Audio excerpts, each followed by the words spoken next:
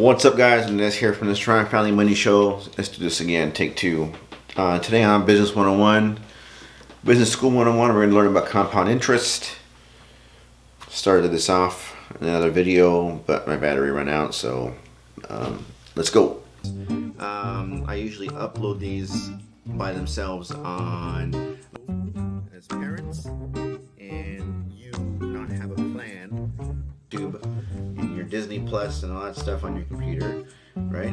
You can use, and when you're in a caloric deficit, to try to. So I had it was a fable, question, riddle, whatever. Someone asked me a while back, and I don't think I answered them right away. I think I went to go figure it out in a spreadsheet and then got back to them, but it's probably not what they wanted, but that's what they got. So the question was, would you rather have $1 million today or a penny doubled every day for a month? What do you guys think about that? I'll take a sip of my coffee here. Think about it. Compound interest. Or simple interest or compound interest. Simple interest is only taken on the principal, right? And whatever interval of interest you set up, right?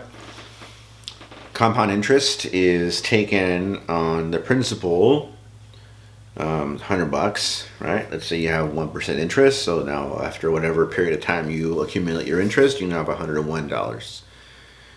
Right? The next interest interval, you take your interest off of $101, not off $100, right? So simple interest, you only get $1 every time you do it.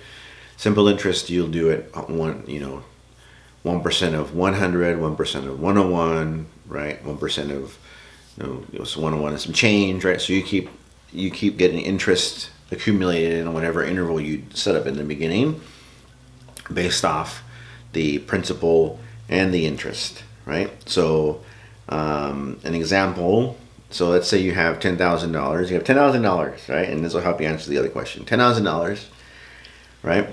And you invest it in something that has 4% return, and you have compounding is compounded, right? It's compound interest.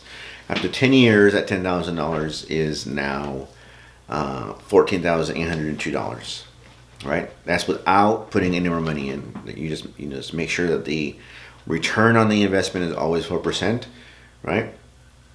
And at the end of 4 years, you'll have, at the end of 10 years, sorry, at 4% interest, you'll have $14,000. So what happens at the end of 50 years, right? Let's just say you have 10K, you put in a vehicle that has 4% return after 50 years, that 10K without doing anything else, but just letting it be there, now has a balance of $71,067, right? So that is compound interest, finding a vehicle that has compound interest and being able to leave it in there for a long period of time, right, is probably the most important tool you can have to set yourself up for a great financial future, right? So there are two things you have to do, right? You have to find the right vehicle that has some sort of return where the interest is compounded, right? And the most important thing is you have to be able to leave it in there, right? The third thing, if you want to call it third thing, if you're able to keep adding money into that vehicle, right, over that same period of time, that is a bonus, right? But so let's just say you have an 8% return, right? And that same 50 years, that 10K goes from 71,000, right, at a 4% return. If you have 8% return in 50 years, that same $10,000 turns into $469,000 and some change, right? Right. So you can see, right, not only does compound interest let you accumulate money quicker, right, but depending on what return you get on that vehicle, the speed at which you get that return is also, it's not linear, right? It's kind of like exponential, right? It's kind of like takes off the longer you leave it in there, right? So if for some reason you have a miracle, you're able to get a vehicle, in the example that I found here, you have a 16% return, right? And that is probably not very common. But let's just use that as an example, right? So $10,000 at 50 years at 4% gave you $71,000, right? $10,000 at 16% at 50 years gives you $16 million, right? Same amount of money, nothing additional invested, but you chose correctly and you left it in there longer, right? You get a lot more money, right?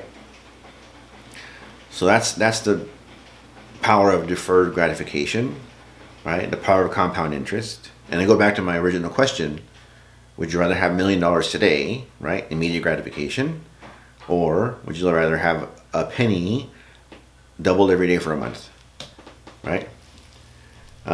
If you answered the latter, you'd be rich, right?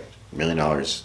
Nowadays, you'd be rich only for a certain amount of time, but penny doubled every day for 30 days gives you $5,368,709.12. Right? And that's only if you leave it in there for, because it doubles, because of the compounding. That's only if you leave it in there for 30 days, right? If you take it out at 27, right, it goes to $671,000, right? So just from day 27, $671,000 to day 30, $5.3 million, right? Just leaving in there those extra 3 days is where you get your most true return, right? And that's usually where people panic, right? They want to see return, right? So they don't leave it in there just that extra bit amount of time where they can see it really take off. And if you can train yourself to do that, if you can find the right thing to invest in, compound interest is your greatest weapon to combat, or help you fight through and get financially independent, financially secure, be ready for retirement whenever that is. So this is on the Strong Family Money Show. Thanks for watching, and I'll talk to you next time.